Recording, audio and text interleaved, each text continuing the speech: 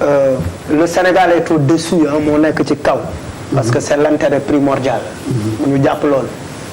parce que Ousmane Sonko moom lay woy ci télé yi di ko woy ci rajo yi. Mamour Diallo aussi il est payé par le contribuable sénégalais.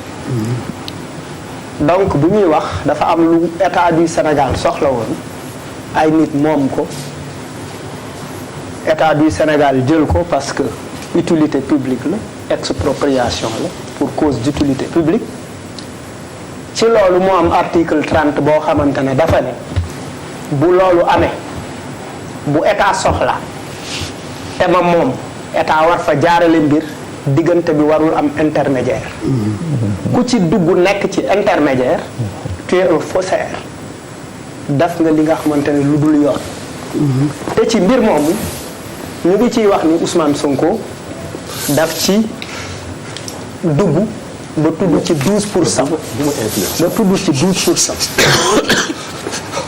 bu ñu jógee ci li ñuy tudd 12% yooyu. nee nañu 94 milliards yi war na ci am normalement. 11 milliards 280 millions. war na ci am 11 milliards leeraguñu li ma jàpp mooy Maître El Hadji Diouf ci rôle am la nekk avocat la bu am benn client bu koy défendre. bu Maître El Hadji Diouf di wax ni bu ñu neexee duñ porter plainte ki ñu tooñ bu ko neexee du porter plainte. mais bu waxee loolu te nekk fii di ko défendre également ça fausse un peu le jeu. dina porter plainte mais après la commission. non. loolu exemple jël commission bi d'ailleurs pare wu. non ci fi ñu toll rek. ñoo duñ porter plainte dama ni. non amul droit porter plainte. commission bi pare na wala ok demaguñu plénière. ci fi ñu toll c'est vrai. ci fi ñu toll. ci fi ñu justice bu dul nekk entrer en action. d'accord. mais dafa am beneen mbir bu ma bëgg a leeral. contact nangu nañ. damay dégg ñoo duñ porter plainte. damay dégg dégg nañ wax li ñu bataaxal bi ñu yóbbul procureur tuddee ko plainte ce n'est pas une plainte parce que une plainte elle précise danaan diw danaan diw Charles moo sàcc sama mango mais du ma ne monsieur le procureur maa ngi lay yëgal ni am na ay mango yuñ sàcc danga naan sàcc nañ sama mango te ki ko sàcc mu ngi tudd Moustapha Ngom dëkk Baylaay parcelle numéro 814 il faut être clair une mangue qui est volée nga ne diw moo ko sàcc tu connais le voleur de ta mangue il faut nommer le voleur de ta mangue loolu moom mooy lu leer parce que quand même quand on vend aux Sénégalais le concept de la transparence il faut que d'abord que ñun ñu taxaw fa parce que c'est un rêve qu'on a vendu aux jeunes Sénégalais. Y'en a marre a été traité de toutes les sortes ici de toutes les sortes. Son procès a été fait un peu partout bés bu nekk ñu werante du ñun suñu der yàqu na fépp ci àdduna fu nekk ñu wax ñu lu nekk pour que ñu bañ a toll ci situation yi ak Sonko parce que dafa am fu ko ndaw ñi teg damay dégg ndaw ñu naan Sonko jërëjëf Sonko jërëjëf il est même spiritualisé. Sonko jërëjëf non du ma dugg ci ay jugement mais bu ñu demee ba toll foofu man maa dégg Sonko à la place de l'obélisque mu ne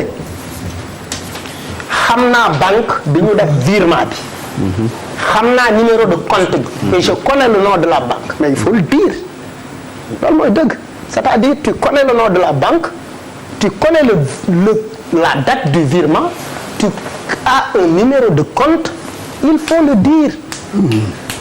dire ça c'est quand même important parce que quand même les Sénégalais au-delà des gens yi nga xamante ne ay fanatiques la ñun romb nañu nekk ay fanatiques fi ñu nekk mooy on a envie d'être bien gouverné. On a commis une erreur xëy na ak Macky Sall en pensant que c'était l'homme de la solution. On a pu commettre une erreur en pensant que c'était Wade. Certains ont pu commettre une erreur en pensant que c'était Abdou Diouf.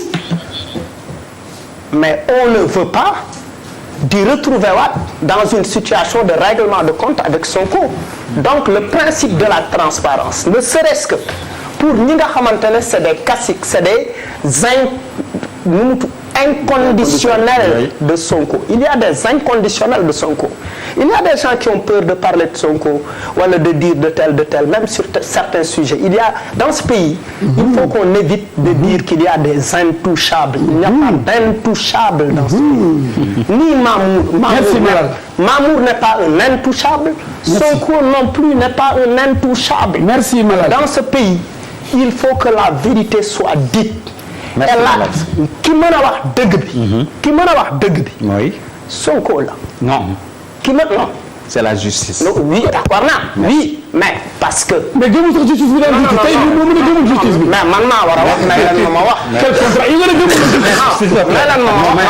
Oui, Malal yaa ngi wax bu ko arrangé mu ne justice bu ko arrangé mu Il ne faut pas aussi que Maître El Hadji Diouf donne l'impression que je le défends. non tu ne défends pas Malal. Non. Il n'y a pas de justice. Non. Quand ça l'arrange. Non, il ne faut pas me. Allez-y Malal. xaaraatal sa tur. Parce que quand même ni ñu fi xosee Ablaye Wade di fi xosee ay nit di fi c'est-à-dire ici jàkkaarloo la Sénégalais yi ñoo ko moom di ko seetaan. Absolument. ak ku mu munti doon. Absolument. Et même avec le parti de Sonko, cette télé a été traitée de n'importe quoi. Il faut rétablir ça. Cette télé. Menacé. Malal. rappel historique rek. Malal daaneelal ko. bàyyi ko mu génne lépp c'est pas grave. bàyyi ko mu génne ba doyal. amul benn problème. Quand tu le dis, tu me pointes un doigt accusateur. Non. Quand tu le dis comme ça, Malal c'est pas la peine. génne wu ma ba doyal, je suis en train. c'est son non, ñu la doon wax maître. mais noonu laay waxee. oui. noonu laay waxee, ce n'est pas spécifique. il faut que ñuy nangulante loolu Ouais, mais aussi. ce n'est ni may waxee nii, ce n'est pas spécifique à une personne. non yaa ngi xaabaabal parce que ñoo ngi wax ci benn dossier. génn nga fa dem nga ci militant wu Pastef yi dem nga ci affaire u TFM dem nga. yeggal fu la neex yeggali fu la neex. Non, dama ne au fond dama dem xalaat sax ni que tu règles des comptes. non, je ne règle aucun compte. dama ne. waaw mais kii bi man daal bu leen dog ma leen mu ñëw ne kenn moo war a wax ngeen nangu leen bàyyi ma ko loolu. kenn moo leeral Sénégal yi. loolu nag l'empêche de parler. non maître on l'empêche de parler. il n'y a pas plus démocrate que moi. man d'accord xam naa ko. oui ku nekk wax kenn mu mën a indi Sénégal yi kenn dog ko. commencé ko dog bàyyi mu leeral. dama ne il y a. Malal une minute pour conclure s'il te plaît qu'on passe. xam nga barki keroog fii Charles dafa toog ne heureusement qu'il y a Sonko. Sur le problème du fer. Nous avons tous applaudi des deux mains. ñu ne sur cette affaire de 94 milliards. J'ai envie de poser une question. Oui, c'est est-ce quoi? que Mamour ki ñuy woowee Mamour Diallo am na pouvoir u décaisser xaalis génne ko joxe ko est-ce que l'argent est sorti est-ce que l'argent est sorti on a d'abord entendu 94 milliards on en est aujourd'hui à 46 yi nga xamante ne dégg nañ ni le compte est connu la banque est connue pour man pour aller très vite il faut sortir le truc. Question donc sa question est précise. Charles, à toi. ma jeexalee Papis le. dama koy commencer par fu mu ko wax heureusement que Sonko existe. mais damay abonder totalement dans le sens de Malal.